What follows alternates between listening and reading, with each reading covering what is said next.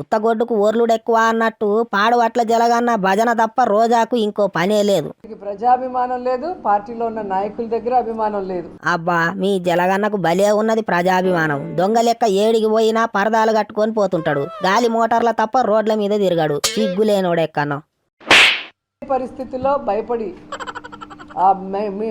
Management చేస్తాడు కదా వ్యవస్థల్ని. ఎలక్షన్లలో ఓడిపోతారని ముందే తెలిసింది కాబట్టి ఇక అందరిని మేనేజ్ చేస్తున్నారు. గంతేనా? ఎమ్మెల్యేలను లోపలికి పిలిచి సినిమా చూపిస్తున్నాడట కదా మీ జలగన్న.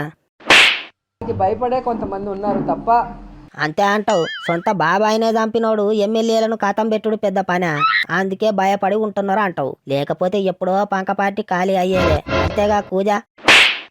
వైఎస్ఆర్ కాంగ్రెస్ లో పార్టీలో ఉన్న నాయకులు గాని కార్యకర్తలు ఏంది పంక పార్టీలో ఉన్నది నాయకులా?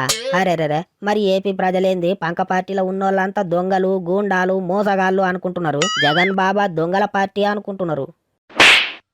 2019 నుంచి ఏ ఎన్నిక జరిగినా కూడా వార్ వన్ సైడ్ అన్నట్టుగా అందరూ జగనన్నకు అండగా నిలబడ్డారు.